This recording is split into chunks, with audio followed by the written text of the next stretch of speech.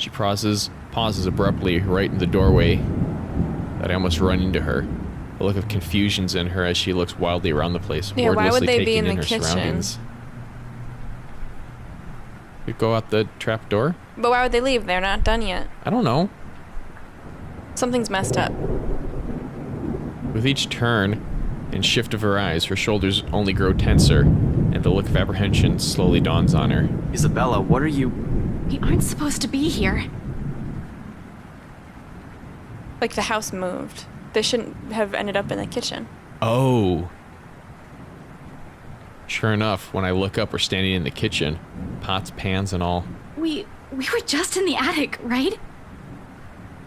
That door was supposed to open to a hallway. The blueprints are off. But they went up. Second floor hallway. Without warning, the door behind us slams shut. We both exchange a look.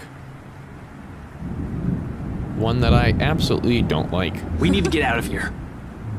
Screw right. I need to get her out of here.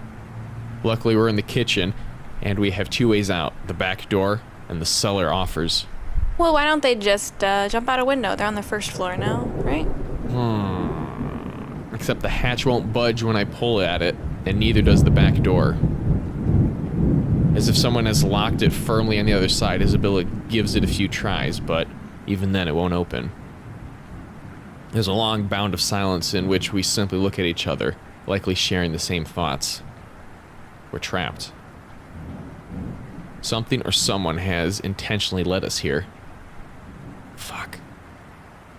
In that same moment, once realization dawns in, something shifts again. Blood. In every nook and cranny, over every surface, and every inch of the floor. I don't really see it. This time, unlike the first one I've seen, it remains, and gradually the whole room begins to reek of that familiar metallic scent, sharp, suffocating. Around us, every object, including the cupboards, have started to rattle as well. The sounds from outside, foreboding rumble of thunder, and even the howling winds have begun to fade away, replaced by whispers, shouts, and cries of pain. Though inaudible, each beat and note bombards every crevice, my head with vague images and sounds. There's no time to make sense of everything, however. I'm already shouting, fueled purely by adrenaline, barking orders and making a break for the door that leads to the next room. The dining. It should take us to the foyer, where the main door is. Move! Run! Right in front of us, the mansion has started to change, and we're in the thick of it. However, instead of the dining room like it's supposed to open to... What room do you think it's gonna be? What room? Ah. The bedroom welcomes us instead. An image that lasts only but a second before blood begins to seep into the room. Ah. Filtering into the walls, trickling from every nook and cranny, everywhere, furniture shakes, and every beam rattles. Before we can even step back from the horror gradually unfolding in front of us, the door slams shut. A loud thud bringing in a sense of dread and chill creeping up in each of us. Along with it is another realization: the whole place is reordering itself. And with the door closed tight behind us, showing no signs of budging, even through sheer force, there's no choice but to go forward and hope to all gods that it'll lead us to an exit. Until then, run's the only thing we can do, spurred by nothing but fear and a sense of desperation to live. It's useless after the fray. With each room we pass, it only becomes apparent that the house has no intention of letting us leave. It lured all of us here and we've fallen for it.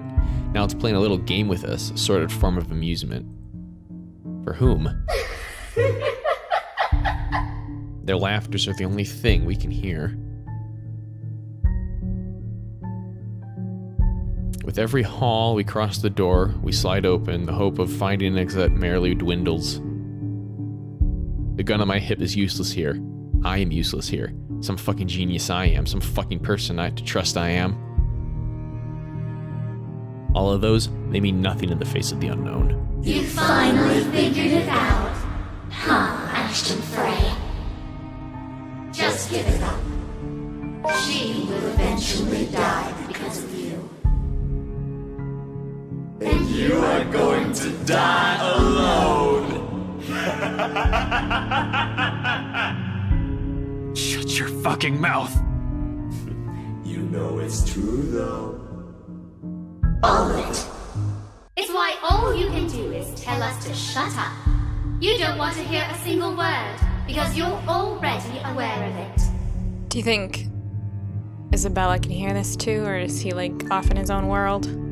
I don't think she can hear it. Like no one else has ever been able to hear Right. when the ghost was talking to somebody. I'm pretty sure Ash is the only one that hears this. Do you think he's actually talking back, or like it's all in his head? You know what I mean? Oh. Like, will she be like, Ash, what are you He's doing? probably saying it out loud, yeah. You can't even admit it to yourself. Who's the coward now? But no matter how hard you try, you're not gonna be able to save anyone. The more gruesome the place turns, the bleaker our chances simply get. Break the window, is what I'm thinking. Wails and screams fill our ears as we pass by. Words from a time and people long gone, laced with nothing but pure agony, calling out, reaching out to us. Go to the room at the end of the hallway. Their voices almost too real, as if we're not the only ones trapped here, that there are others begging for a release from this wretched place. Or maybe it's all just a show, a taste of what will eventually be, souls forever held captive in a never-ending nightmare. Mother, I've done it, Mother. Take me with you, please. I can still hear her. She's here. Help me! Help me,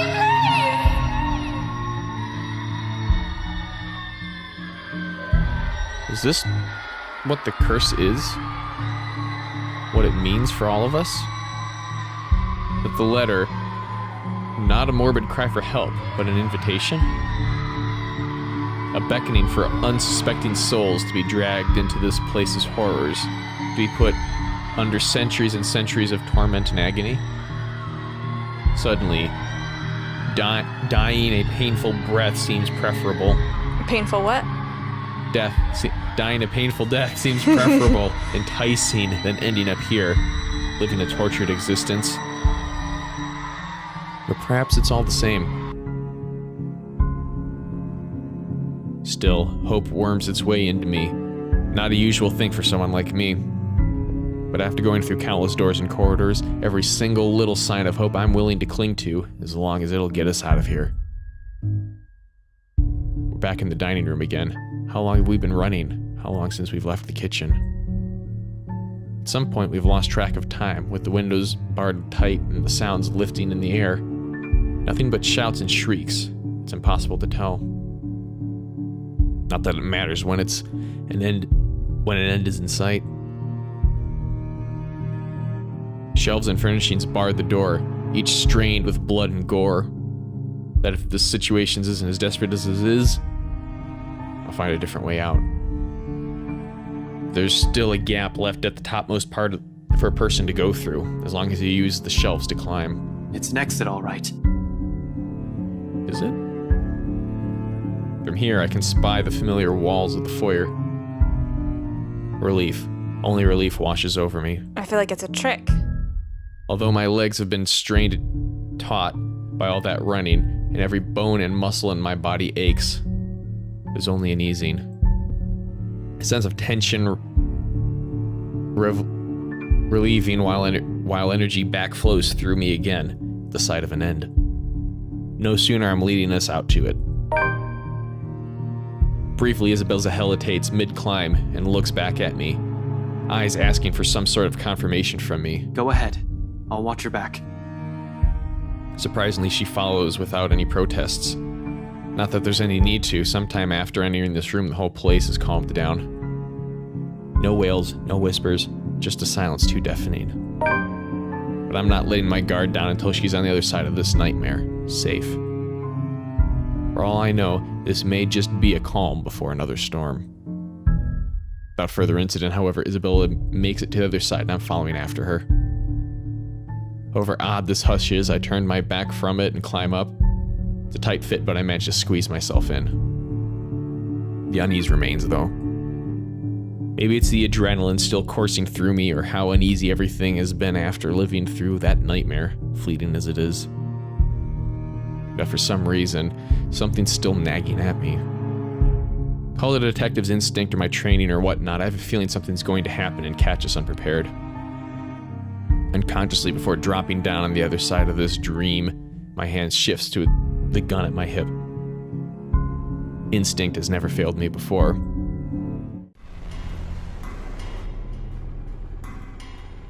My feet haven't even landed firmly on the floor when... Had I known there would be a party in my own home tonight, I would have opened a bloody bottle or two.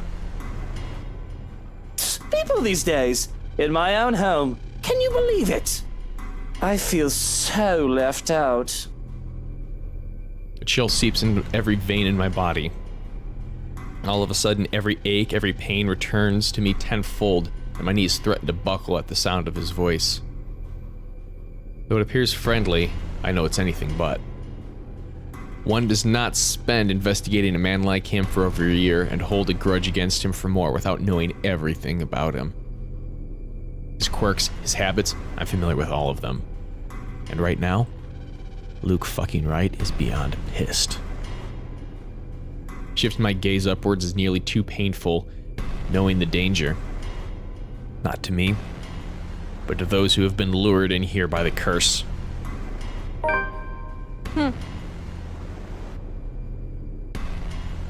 The handgun catches my eyes first, next to that smarmy smile on his face while he holds Isabella at gunpoint. It's sight enough to lodge a painful thorn up my throat.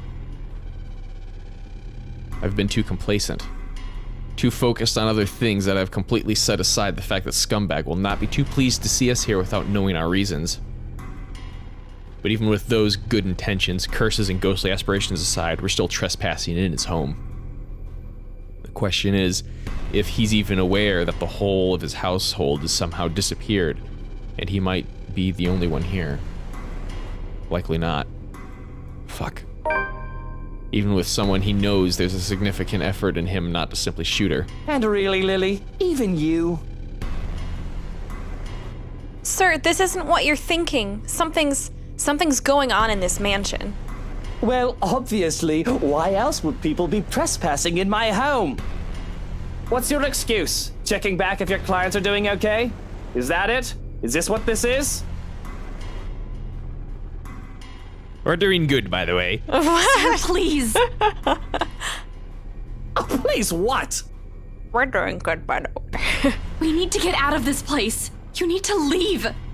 Tut, not a good enough excuse, darling. You people are the ones who need to get out of my sight. Don't worry, I always consider pressing lighter charges if it's a woman I have to deal with in court. Can't say the same for Feathers here, though. But really now. I swear, people need to stop breaking into my house. This is how you want to start the week. Why don't we just go with a bloody massacre if we want to surprise people in their homes, huh? Casually, he waves the handgun at her if it's just a mere toy and his words are no threat. The safety's off on his. Nothing's stopping him from pushing through with his words. Call me paranoid, but at the slight gesture, I draw my own and level it at him. Finger on the trigger and ready to release the safety catch in case things go south. He's quick to train his on me, though, and just like that, we're at a standstill. Now, Feathers. Manners. You're in no position to be pointing that gun at people. Why don't you put yours down first, and then we'll talk about manners. Oh, he talks back. The gall! You know, your kind pisses me off so much. Asian? Shooting him right now will be so worth it with the way he stares at me like I'm a damn pest. The isn't what I've come here for. I'm not a murderer. As much as I loathe him, I'm not the kind of person who will kill people in cold blood for my own gain or amusement. The law will bring him what he deserves one of these days. The moment, however, we're all in the same boat with this curse, and he needs to understand that. The longer we stand here, the more time we're wasting and losing, something we don't have much of. But how can I convince him? This scum is so full of himself, prefers to hear the sound of his own voice more than those of the people around him, no matter how much sense they make. Probably only way I can make him listen is if I beg. No way in hell that's happening. Maybe I should eliminate the immediate danger first and disarm him. I'm just curious what it means by beg him to listen. Like, is he just gonna be like, no, you need to listen to me? And he'll be like, shut up. Or if he's gonna, like, drop his weapon and, like, get on his knees and be like... Mm-hmm. It just depends on how he does it, really. Right. I don't know if disarming him is smart. Me neither. That's... Let us see into your mind, Ash. What do you mean by beg him to listen? I mean, he's saying, like... I feel like he would take the option to the extreme, is kind of what I feel, from what I understand how this game seems to be going. I'm pretty sure he would take the beg to an extreme. If right is unrecepted, Ash will take our choice to the extreme.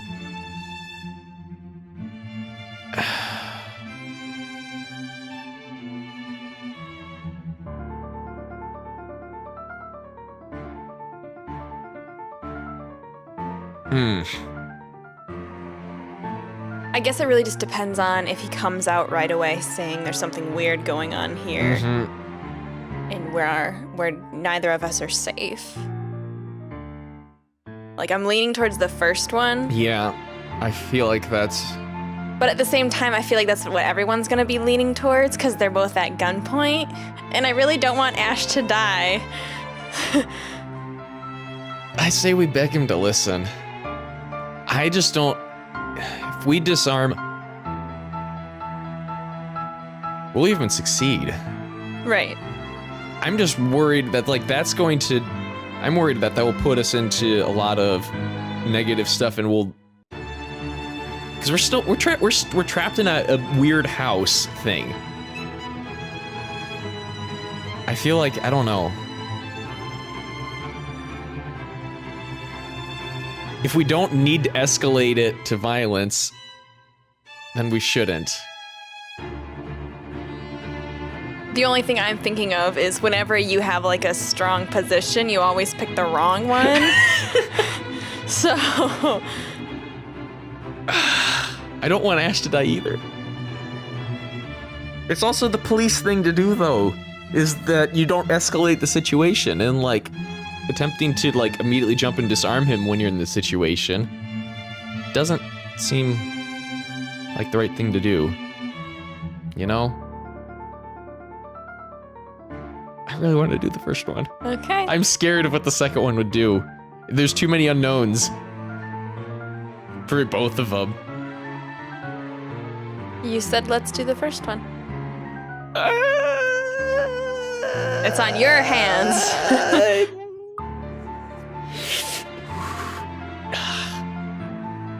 I don't want anyone else to die. Okay, here we go. I'm going to click it. Yeah. You are. Right now. Yeah.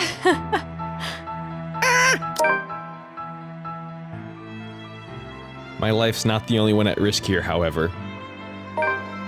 There's Isabella. We're all unknowing victims to this fucking curse. I am in no position to pick who to save and who I should simply let die. I suppose my pride can take a few hits, and I can set aside my beef with this asshole. Taking a deep breath, slowly, I lower my pistol.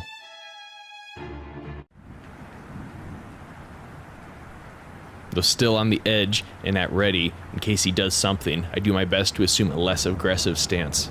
Listen, right, I need you to... You broke into my house, and somehow, you expect me to listen like a good little boy. Are you a bit touched in the head, Feathers? I'm not the one breaking laws here. I love when people say that phrase. Look here, fucker. If I wanted you dead, I could have done it so many times already. In fact, I can easily shoot you down right here, right now. That's a good way to beg him for help. And you won't be able to do a damn thing, even with that gun. Suddenly he laughs, almost howling, in fact, like I've just told him the best joke he's heard all his life. Because he's a vampire.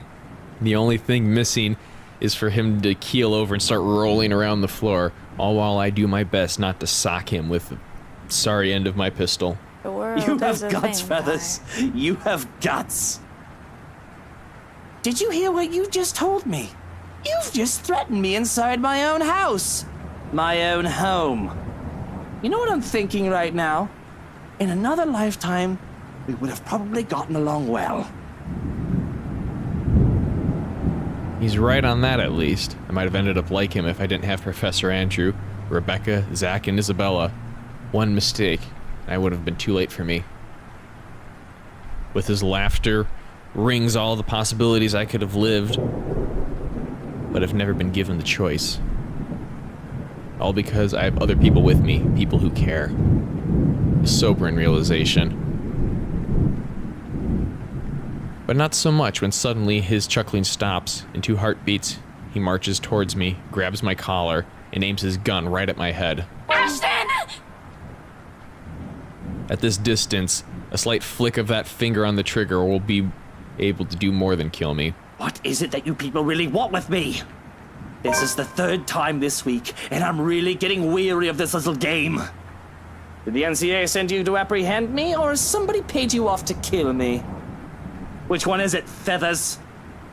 Mind you, my arm's getting tired. Better answer quick if you don't want to beat the business end of this gun. What's the NCA? I don't know British organizations. I don't know.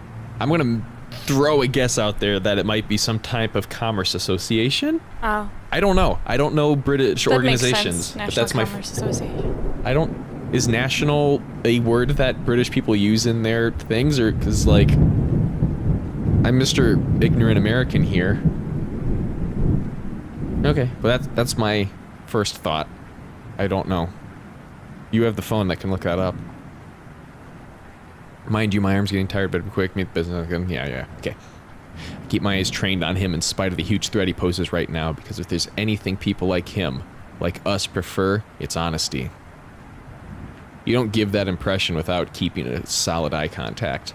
I'm not with NCA. I'm just here to help. There's something else in this house, and we're all in danger. You have to believe me, right? You need to let us go. You need to get out of here before it's too late. If you want to keep your sorry ass alive, you'll listen to people with more brain cells than you. That's good. Insult him. Why, you insolent! His finger moves, but I am prepared, my hand ready to reach up, disarm him, and knock him out. If I have to drag him out of this place unconscious to keep him from suffering the fates of every other person who has died from this curse, so be it. However, before either of us can fire a shot or tackle the other to the ground, another voice echoes through the foyer. A small little thing compared to the storm raging outside. It rings above it, nevertheless, causing all of us to stop and turn.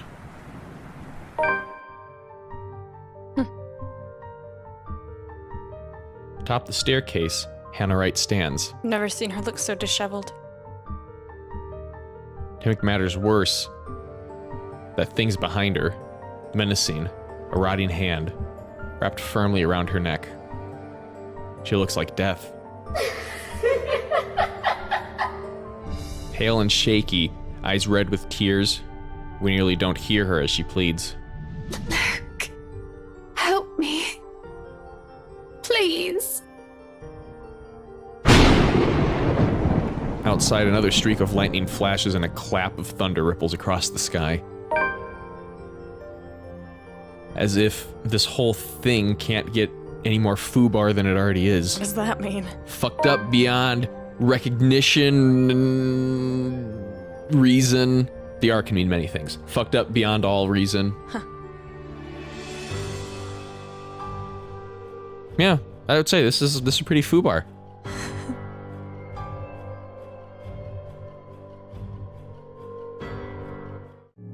What? What? What? Apparently that's the end. What? All right. So that's quite a cliffhanger. Ah! Did it even say what day it was? It just said Luke? Like, are we Luke right now? Like, we're not even going back in time, Luke? I don't know. That was a weird transition. I think we kept Ash alive, right? Mm-hmm. I mean, his chapter ended. Right. So, yeah. All right.